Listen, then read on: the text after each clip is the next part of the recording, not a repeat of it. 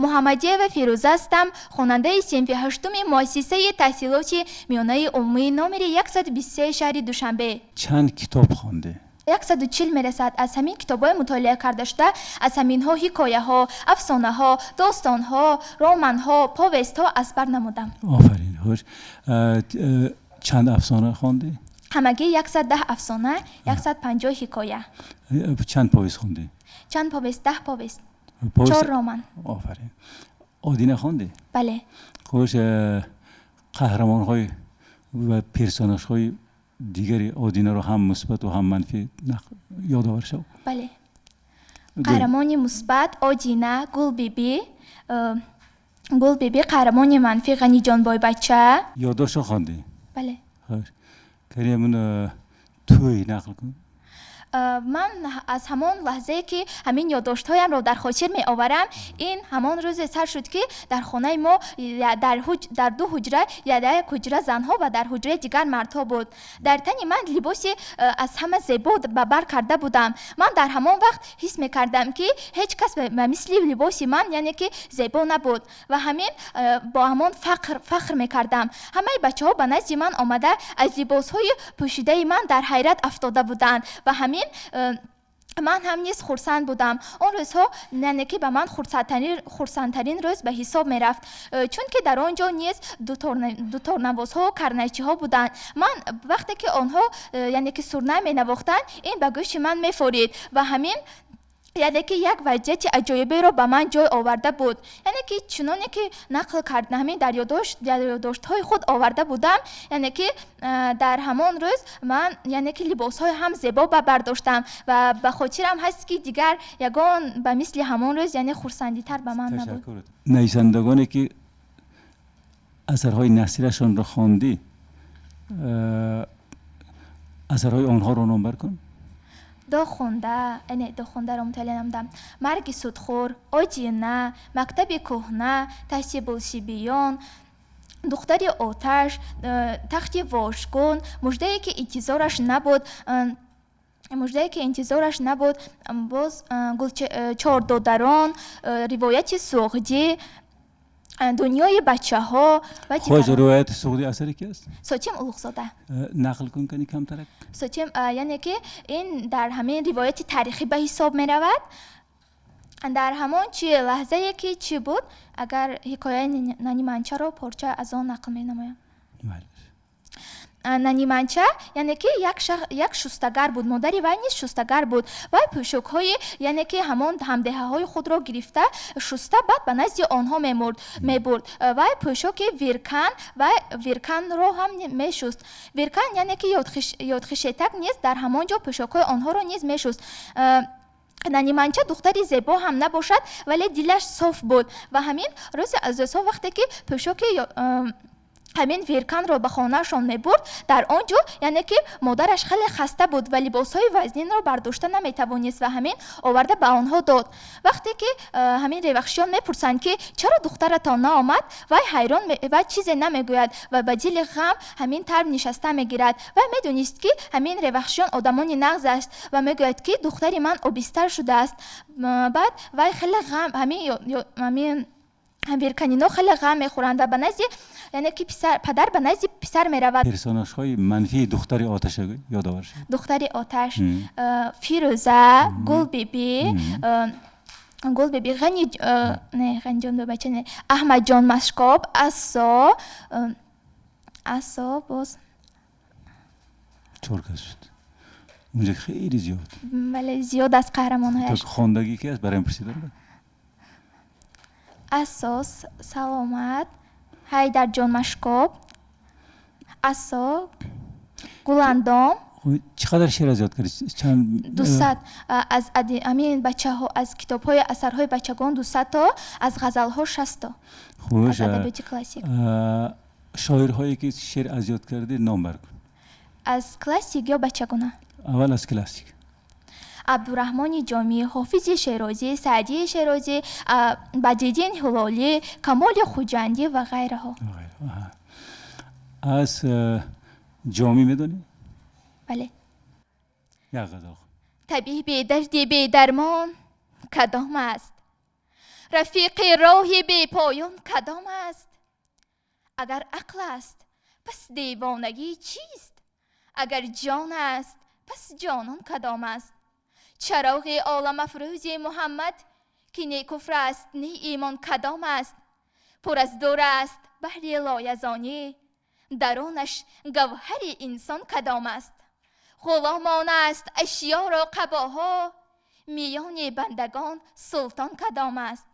بت موزون و بتخانه بس جست، که موزونت را بر میزان کدام است؟ بیرکان قهرمان اساسی غلامی کی بود؟ در راه با آنها چی حادثه روی میدهد؟ یک وقتی که ویرکن را به اسیری میگیرند، در راه به آنها یعنی که مالک ابن رین هجوم می آورند و وقتی که همین طرف هجوم می آورند، ویرکن قهرمانی نشان داده، یعنی که همین راهزنها رو یعنی که همشان را میکشد. و همین وقتی که این را دیده یعنی که همین سرداخل خرسند میشه و میگوید وقتی که من به وطن خود رسیدم، من تو رو از غلامی آزاد میکنم. وقتی که مردم این طرف جسوری وی را دیده خرسند میشوند و همین یعنی که به همان مردی که گفت که من او را آزاد میکنم نیز یعنی تحسین و آفرین میخونند، یعنی که به این گونه یعنی که جسوری او، شجاعت او، باز اینکه و یعنی که وعده داد که وقتی که به مملکت خود میرود او را آزاد مینماید. آزاد میکن. شغل دوست داشته بیرکن چی بود؟ اسب بازی، چوگان بازی، شکار، بسیارتر شکار را دوست می‌داشت. تولد شاهزاده، درباره همین یک لحظه تولد شاهزاده رو. وقتی که یعنی که شاهزاده تولد می‌شود، وی در سن خردسالی یعنی که به شوق و شوق جوانی بود. وقتی که سن 7 ساله را پر می‌نماید، پادشاه تمام وزیران و تمام عالمان دربار را به نظرش خوانده می‌گوید که برای پسر من تمام استادان بهترین را مهیا سازید که وی از تمام علم یعنی که بهره‌ور باشد. وقتی که تمام استادان را می‌آورند، یعنی که شاه یک استاد را قبول کرده، پسر خود را 7 سال به نزد او برای خوانش می‌ماند. پس از 7 سال وقتی که پسر را به نزد شاه می‌آورند، پسر هیچ چیز را ناموخته بود. تربیت شاهزاده را کی به عهده می‌گیرد؟ سیمباد. با شاهزاده چی حادثه روی می‌دهد؟ وقتی که 14 سال می‌گذرد، شاهزاده یگان علم‌ها را از بر نمی‌نماید، شاه غمگین می‌شود. سیندباد که ستاره شناس بود، ستاره‌ها را دیده می‌بیند که در 6 ماه معین می‌تواند که تمام این بار را همین علم‌ها را به شاهزاده یاد دهد. و نزد شاه آمده همین سخن را بیان می‌نماید، ولی شاه می‌خندد. در 14 سال پسری من ناموخته چطور در 6 ماه می‌آموزد؟ و همین شاه اجازت می‌دهد و شاهزاده باشد بعد 6 ماه تمام علم‌ها را از سیمباد بهره‌ور می‌شود. خود سیمباد کی بود؟ این یکی از همین درباریان شاه بود و وی هم ستاره شناس بود و هم یعنی که وزیر شاه بود، یعنی که دست راست شاه بود. فقط شاه از همون سیمباد حکیم یعنی که گفتاری رو فیلسوف بود. بله فیلسوف. خب تشکر. اکنون بیاید بهارستان هم خوانده اید. بله. خب همین بهارستان روزه اول درباره کدام موضوع ها رو فرا میگیرد؟ در سیرت یعنی که پادشاهان، درباره روزگار عارفان. بله. خب از قسمتی مثلا ششم که مطایبه لطیفه ها هست، شما میتونید یکان چیز گویید؟ بله. یعنی که در چیز سنگپوشت را دیدند که سنگپوشت دید که یعنی که کژدم در راه ایستاده است و در نزد آن 2 ساحل موجود بود. سنگپوش خواست که به کژدم یاری رساند و همین گفت بیا به پشت من سوار شو و من تو را گرفته به آن ساحل دریا میگذرانم. کژدم خرسند شد و به پشت سنگپوش نشست. وقتی که در قعر میانه آب بودند، سنگپوش چیز را حس کرد که کسی به پشت وی نیش زدن میگیرد و همین گفت تو چیکار میکنی؟ هرگاه میخواهم که ترک عادت کنم ولی نمیتوانم و همین تو را نیش میزنم. وقتی که سنگپوش دید که این طور نمیشود، گفت اگر من این را از ساحل دریا گذرانم بسیار شخصان را نیش میزند و همان به قعر دریا پرتافت و چنانه که گفتند ترک عادت بلای جان. کنی خانه 3 درکان بودند، 2 یاری قرین بودند، 3 یاری دمن بودند، 3 ببری دمن بودند، 3 مرگ موشک بودند زیرا که پوشک بودند. استم عجب کتاب خوب و باب افتادم 100 افسوس ба дасти беодобе дарронда авроқам ро карда ҳолам харобе. ман мекунам илтиҷо на амру на хитобе, ҳар кас кунад халосам аз ранҷи беазобе. یک افسانه همین هیزمکش و مور را انتخاب کردم. مضمونش چی خیلی است؟ یعنی که هیزمکشه بود. هر روز به جنگل رفته، در آنجا هیزم جمع آورده به خانه آورده، آن را برده فروخته ریسک خود را میگذراند. روزی از ها یعنی که یک مور از همانجا میگذشت و هیزمکش را دیده، یعنی که چی میکند، در همانجا به حیرت میافتد و هیچ چیز نمیگوید. مور در درونی صندوق بود و یک خصلت عجیب داشت وای مور. وقتی که وای مور رو مرد پیش از یعنی که هیزمکش رو دیدن، وای مور رو مرد میکشاید و درونی آن رو گرفته، یعنی که مور زهرناک بود. وقتی که هیزمکش میبیند صندوق در همانجاست، گرفته میبیند که در قلفش در همان دریانی آن ایستاده است و میکشاید. مور به گردن همان هیزمکش یعنی که بار میگردد، دو غیل میزند و همین میگوید من تو رو آزاد کردم، تو مرا نش زدنی؟ بله، من تو رو نش میزنم چون که این خصلت من است. بعد از این هیزمکش یعنی که خیلی غمگین می شود. دو سوار از پیش آنها می گذشتند و می گوید مرا از این مور خلاص نماید که او مرا نیش می زند. من یک بنده فقیرم که هر روز هیزمکشی کرده که ریسک خود را یعنی که به زور می گذرانم و همین نیز دو سوار نیز نمی توانند مور را از هیزمکش رها کنند. وقتی که پسر بچه مرد را می بیند که در گردش مور است، به نزد وی آمده می گوید واه واه، تو ماری همین قدر بزرگ در همین صندوقچه میدهچه جو شدی؟ بله جو شدم. من باور نمیکنم. کنی یک بار در راه مار یک بار توپ میزند، دو بار غل میزند و در درونی صندوقچه میدارد و همین پسر بچه در صندوقچه رو قفل کرده باز به همان جایی که بود میگذارد. قاسم جان کی بود؟ قاسم جان این وای عبداللطیف تقا یعنی که خدمتگاری در چارخانه او کار میکرد. بله همچون شاگردش کار میکرد. وای بسیار یعنی که پیراهنش نیز خوب نبود. معلم از طلبه پرسید یعنی که برای چی معلمه شما همین قدر دونه من همین قدر میخونم در کلام نمیدروید؟ بعد معلم کمی فکر کرد و گفت آخه پسرم تو کمتر توجهت را به کتاب کن. آخه همین قدر میشود، همین قدر میخونم نمیشود، ولی وقتی که من کینوها رو میبینم بسیارتر توجهم به هوای هست. بعد از این با همین توجهم به هوای هست معلمه گفت که رفت یک افسانه رو به طلبه داد و گفت آن رو پگاه به من خوانده بیا. وقتی که طلبه رفت یعنی که به خانه کتاب نخوند، اول با بازی شروع کرد، بعد چند باز تلویزیون تماشا کرد و بعد به خانه آمد. بعد پرسید افسانه رو خوندی؟ بله معلمه جان افسانه رو خوندم ولی هیچ به کلام ندار اومد. معلم متماتیک یعنی فن گئومتریا از خواننده چی میپرسد؟ معلمه از طلبه میپرسد دایره چیست؟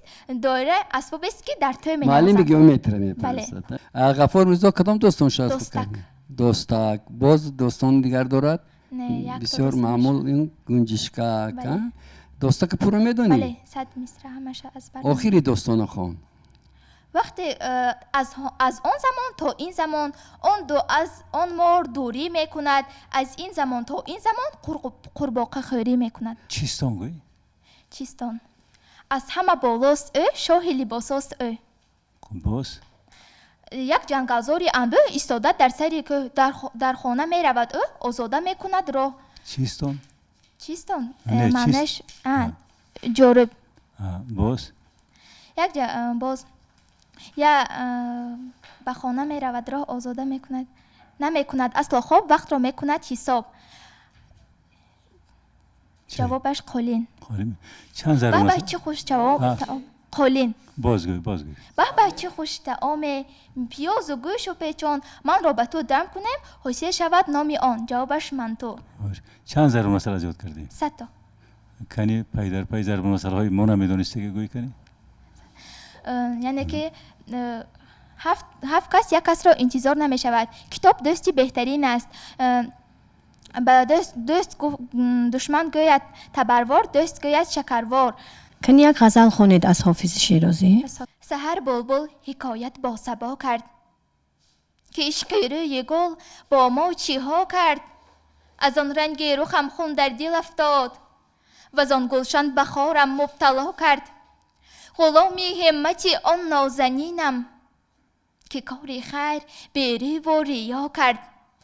من از بیگانگان هرگز ننالم که با من هر چی کرد آن آشنا کرد. گر از سلطان طمع کردم خطا بود، ور از دلبر جفا جستم جفا بود. خوشش باد آن نسیمی صبحگاهی که درد شب نشینان را دوا کرد. از سعدی یک غزل خونه؟ تن آدمی شریف است، نه به جان آدمیت، نه همین لباس زیباست نشان آدمیت. اگر آدمی به چشم است و دهان و گوش و بینی، چی میانی نقش دیوار میان آدمیت. خور و خواب و خشم و شوهد، شغبست و ظلم و زمرد، حیوان خبر ندارند ز جهان آدمیت. اگر آدمی نبودی که اسیر دیو ماندی، که فرشته ره ندارد به نشان آدمیت. طیران مرغ دیدی تو زی پای بند شوهد، به درآی تا ببینم طیران آدمیت. نه بیان فضل کردم که نصیحتی تو گفتم، هم از آدمی شنیدیم بیان آدمیت. شما کشتنکا خوندیده از انتون پاولوی چیخوف. خوب کنی قهرمانهایش رو گوید. کشتنکا خودی کشتنکا قهرمان اساسی می باشد. وقتی که همین کشتنکا چی پیش از گم شدنش وای با صاحب خود یعنی که با صاحب خود یعنی که به بازار رفته بودن. چه صاحبش رو پیدا میکند؟ وقتی که یعنی که در سیرک پیدا میکند، وقتی که کشتنکا به سیرک یعنی که با سیرکچیان همراه میشود، صاحبش یعنی که هم کشتنکا صاحبش رو دیده، یعنی که صاحبش هم نیز کشتنکا رو میبیند و آنها یعنی که به هم دیگر یعنی که میدوند به نزد هم دیگر در سیرک با میخورد. خب شاهزاده و گدای مرد توین را هم خونده بسیار نست. همین لحظه ایواز شدنشان رو یک کمی وقتی که یعنی که گدا خود نمیفهمد که چطور به قصد شاهزاده است، اول یعنی که وای در آمدنی می شود ولی کنیزا نمیمونند. وقتی که یعنی که خود شاهزاده میبیند که وای مشتاق در آمدن است، اجازت میدهد که درآید و همین وای از بازی هایی که هر روز در محل خود انجام میشد حکایت میکند. شاهزاده به وجه آمده میگوید که بیا یک چند روز جایهایمان را عوض میکنه، من رفته محل تو رو میبینم و تو در یعنی که در جای من نشسته شاهزادگی میکنی. با هم یعنی که آنها قریب به هم مانند بودند. بسیارتر یعنی که گدا میخواست که همین طرح چیزها رو فکر میکرد شاهزادگی و بسیارتر همین خیلی کتاب ها رو برای شاهزاده مطالعه میکرد. در آخر چی میشود؟ در آخر باز آنها به جای خود میروند. آغوش پر از یاس و من، خوش آمدی نوروز من، آراسته باغ و چمن، خوش آمدی نوروز من. امسال از هر ساله زیباتر و جذابتر، گل چهره و گل پیرهن، خوش آمدی نوروز من. مهر تو را پرداختم فیض است و سنت بهر من، نازک ادا نازک بدن، خوش آمدی نوروز من. امسال از هر ساله زیباتر و جذابتر، گل چهره و گل پیرهن، خوش آمدی نوروز من. تشکر. در وصف آب که سرچشمه حیات است، در وصف آب از کوی بلند است روان آبی دوشنبه، تر کرده لبی تشنه لبان آبی دوشنبه. هرچند که جاری است به صد عصر و زمانها، به یار کرم مانده جهان آبی دوشنبه. همایون باد استقلال تاجیک، دلی از فخر مالا مالی تاجیک. پیامی سبز آرد کفتری عشق، به گوش ملتی خوشفال تاجیک. من اسرارزاده زینب، خواننده صنف هفتم مؤسسه تحصیلات میانه عمومی رقم 49 ناحیه فردوسی شهر دوشنبه می باشم. سراول می خواستم شعر از ایجادیات استاد باقی رحیمزاده وحشی سرکش را قرائت نمایم. چون وحشی سرکشی خود از شوق سرکشیدم، شیپور فتح خلقم باری دیگر کشیدم. هر قطره جبینش با شعر برکشیدم، آری برشته نظم دور و گوهر کشیدم. تا بخشم از برایت خلقی بزرگوارم، بر چشم خاکی پایت چون توتیا گذارم. هر یک نهالی پخته چون طفل پروریدی، تا که نبیند آفت راحت تو هم ندیدی. باری گرانی مهنت بر دوش خود کشیدی تا سر بلند باشی بسیار سرخمیدی زین را تو را سرایم خلقی بزرگوارم بر چشم خاکی پایت چون توتیا گذارم.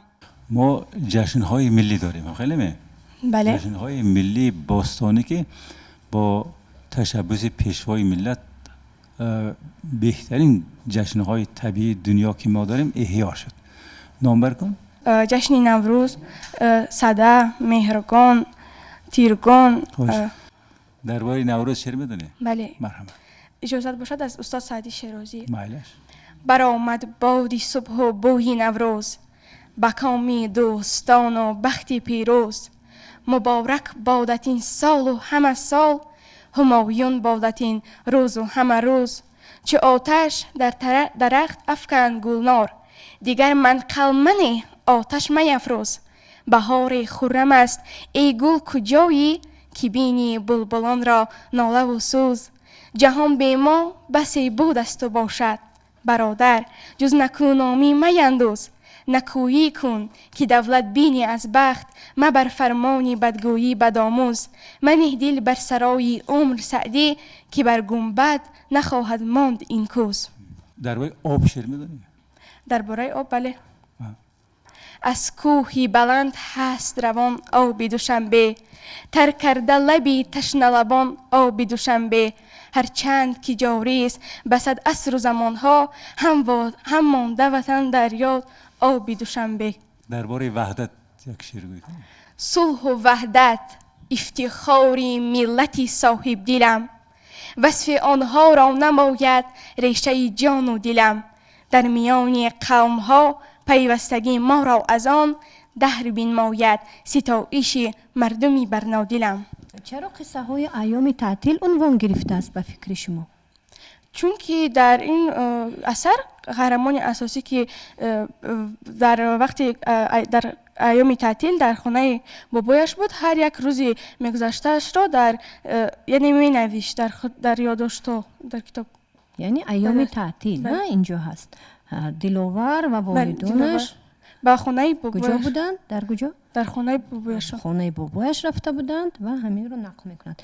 کدام لحظه به شما پسند آمده است؟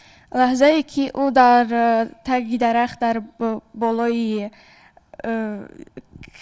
کد میگفتن در با لهجه اگر ممکن باشد گفتن، او در آنجا با پایهای خود را دراز کرده بود و در همونجا بسیار وقت خیال پرستی میکرد. از همین عزیز با کدام حکایه ها رو شما خونده اید؟ راستی بسیار حکایه ها رو خوندم. یعنی یخدانه در هست همین بله، 2 روز در یخدان. 2 روز در یخدان. مرحمت همین رو نقل کنید کنید. 2 روز در یخدان مختصر کرده گویم. آنها در همین قصه دو پسری که بودن آنها بازی میکنن، یعنی پنهان یک تاش رقمش میره دیگرش باشد پنهان میشود و قهرمان اساسی در کنج همون حولیشون یک یخدانی کهنه بود. او به درون آنجا در اومده یعنی پنهان میشود، یعنی خودش نمیفهمد که از بین 2 روز گذشت. او را به نهایت سخت میکوبند، میگن یعنی و شاید که او را کسی بوده است یا او گم شده است یا یگان جای دیگر رفته به جا شده است. پوشکین سکاسکا نویستگی. بله. کدام سکاسکا باشد؟ یکی از سکاسکاهای این کس تر سلطان فرض کرد. شما از یاد هم بله. کردگی؟ مرحبا. ممکن است خیرات. بله. 3 девицы под окном пряли поздно вечерком. Кабы я была царица, говорит одна девица, то на весь бы мир одна наткала бы полотна. Кабы я была царица, говорит ее сестрица, то для весь крещенный мир приготовила бы пир. Кабы я была царица, третья молвила сестрица, я б для батюшки царя родила богатыря. Только вымолвить успела, дверь тихонько заскрипела, и в светлицу входит царь, стороны тот государь.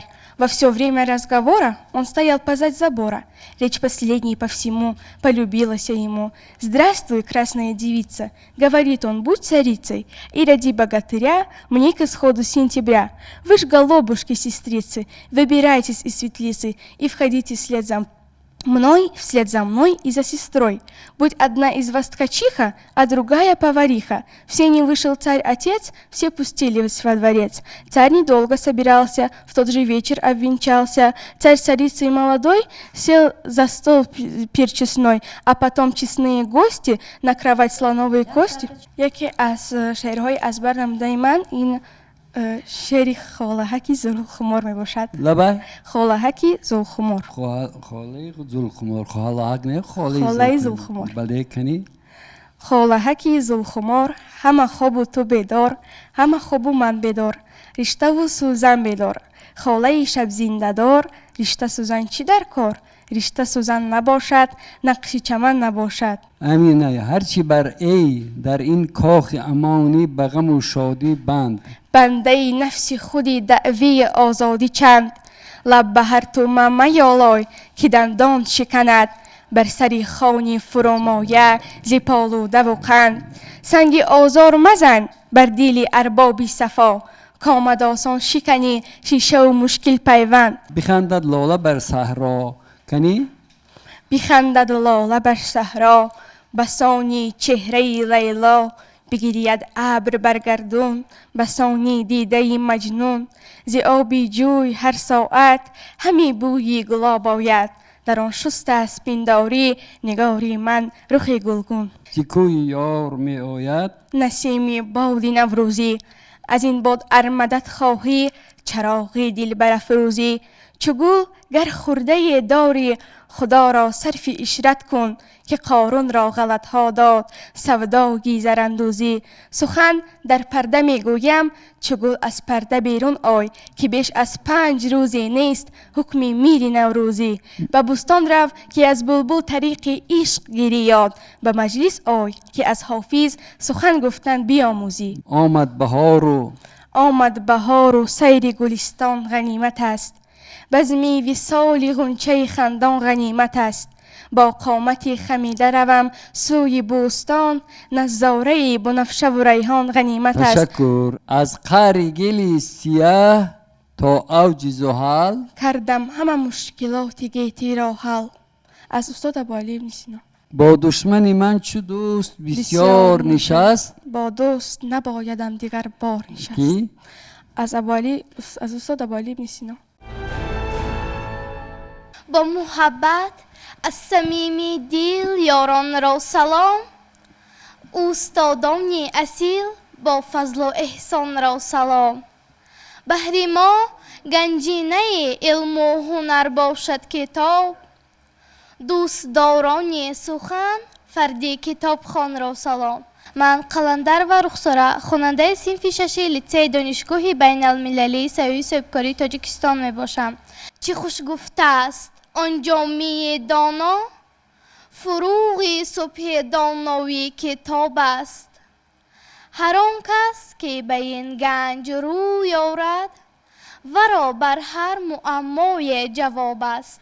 ای وطن با پیشوایت زنده باش با چنین بخت و بقایت زنده باش خود هوایت داروی جان و دل است با هوای دلکشایت زنده باش نوری نیکی تو دنیا را گرفت با فری ساز و نوایت زنده باش پرفیشان بادا همیشه پرچمت در کنار قله هایت زنده باش خیر و نیکی پشتیبانت بوده است عدل پاداش و بقایت زنده باش فیض و آزادی گل افشان گشته است در هوای دلربایت زنده باش پیشوایت پیش صف در جاده هاست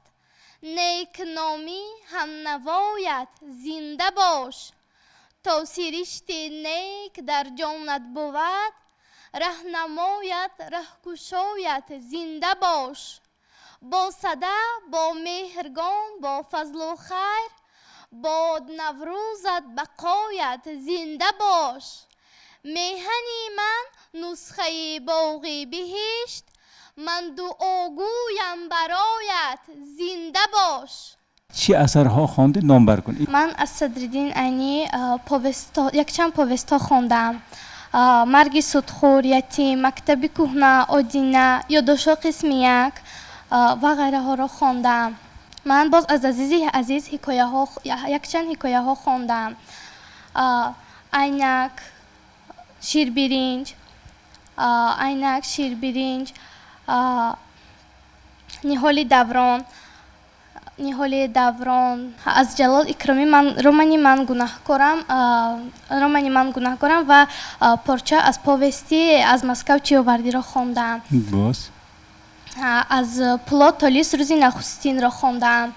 از عبدالملک بهاری مهمانان خواندم. شعر خوش.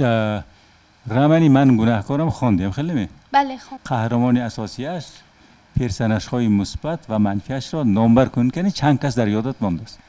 در آنجا انور سلیموف می باشد، زینب، مختار و سریا. قهرمان های مثبت سریا می باشد که وی به رشک نمی کند و زندگیش را می قپد. قهرمان های منفی باشد مختار می باشد اساساً که وی می خواهد پولها را به انور سلیموف نسپارد. نیروی خدمت بس. از بولتا آرتیقوف چی خواندی؟ از بولتا آرتیقوف علف گزنده را خواندم. کمتر نقل کن. علف گزنده. روز سلیم با برادرش به خانه بیبی و بابایش می رود. در آنجا یک حوض می باشد. بیبیش با آنها می گوید که در حوض آبازی نکنید، هوا خیلی گرم است. سلیم با برادرش می خواهند در آنجا آبازی کنند و می روند. گپی بیبیش را گوش نکرده می روند در آنجا آبازی می کنند و ناگاه پای برادرش را علف گزنده می قپد و برادرش می گوید که سلیم من رو مار گزیده است و آنها زود به دکتر می روند و می گویند که سلیم می گوید که پای برادری مرا مار گزیده است، ولی دکتر می گوید که پای برادری تو را مار نگزیده است. شما در حوض آبازی کردید که در آنجا علف گزنده بوده است، پای دادری تو را کشید. درباره جشن‌های ملی ما شعرها میدانی از یاد کرده. اول خودی جشن‌های ملی ما را نام بر کن. نوروز، مهرگان، صده، نهم استقلالیت، 9 سپتامبر. تیرگان هم داریم. تیرگان. من جشن‌های باستانی پرسیدم. مهرگانم، جشن ملی کیانم، من نشان از نیاگان در همه دور و زمانم. مهرگانم، رمز دستی دهقانم، با زمین همراز و همدل، دلربای و دلستانم. مهرگانم. شعر از جوره هاشمی. رنگ تری ارچه ها آبی صاف، ذوق دل بچه ها آبی صاف. آبکی ما صاف و مشفا بود، شیرین از آن دیده و دل ها بود. پاک بداریم که در زندگی رهنمای جان و دل ما بود. رنگ تری ارچه ها آبی صاف، ذوق دل بچه ها آبی صاف. از مرگ سودخور. بله. سلامتیم. برای چی او را قاری اشکمبه می گفتن؟ بله، قاری اسمدیان قاری اشکمبه. از بس که شکم آن کلان بود وی را قاری اشکمبه می گفتن.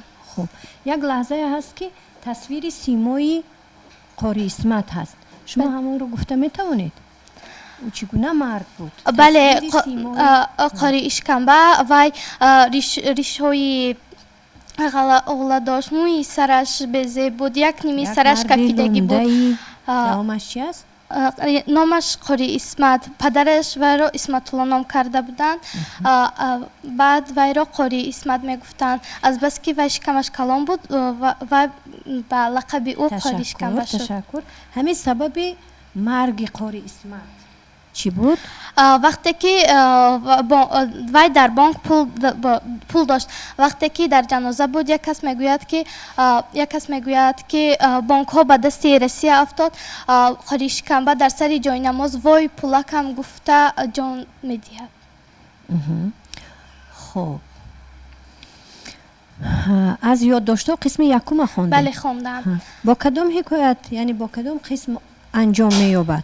با در مدرسه تحصیل کردن استاد عینی انجام می‌یابد. همین پدر عینی قرض میگیرن؟ وقتی که در آنجا برای چی میگیرن؟ از کی میگیرن؟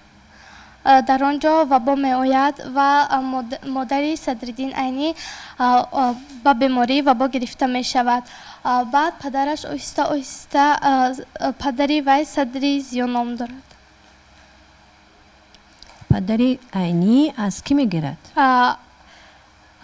پدری عینی از پدری مادر عینی قرض میگیرن برای توی بود.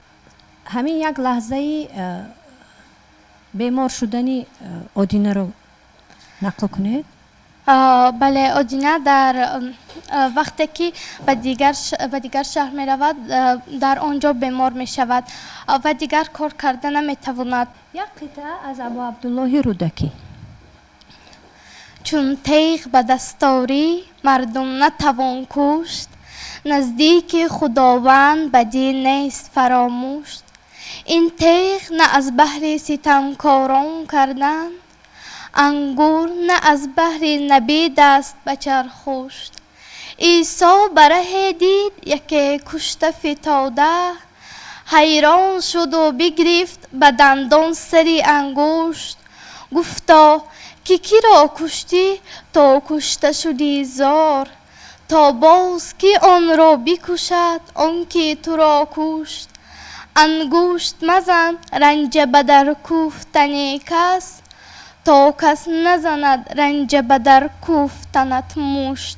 بهار خرم همین یک بیت اولش خوند. آمد بهاری خرم با رنگ و بوی تیب، با 100,000 نصحت و آرایش عجیب. مادر شعر امینجان شکوهی. به نورش گرچه این خورشیدی خاور، فراگیرد جهان را سراسر.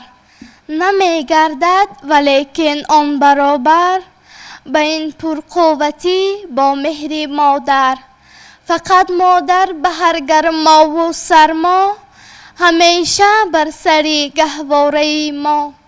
نکرده میجه تهبین شسته شبها، کلام کرد او چو جان بگرفته در بر. وجودش چون به فرزند است پیوند، و را خواند به خود جان و جگر بند. اگر خار خلد بر پای فرزند، دل مادر شود محزون مقرر. برای فکر و یادی پر امیدش، برای حرمت موی سفیدش، برای حرمت موی سفیدش. شعر از میرزا ترسونزاده. دلی مادر به من خیلی پسند است. خیلی پسند باشد. مرحمت. اگر از گریه کردن آب می شد دل من بود، به سیل اشک می شد غرق منزل من بود. اگر آسان نمی گردید مشکل من بود، به زیر موج دریا مانده ساحل من بود. اگرچه مردن فرزند را در جنگ دیدم من، اگرچه بارها بیگانه دل سنگ دیدم من، با امید که بینم چاهکنها را به زیر چاه. نمردم زیستم، فرزند خوردم را کلان کردم. شبی توی عروسی اشک شادی را روان کردم. گمان کردم که آبی دیده مرجان گشت مرجان را، به کلین پیشکش کردم دعا چون مادران کردم. ندارم طاقت داغی پسر دیدن دیگر هرگز، سراسر سوختاری پرشرر دیدن دیگر هرگز. در هر خانه طفل بی پدر دیدن دیگر هرگز، حیات آدمی را در خطر دیدن دیگر هرگز.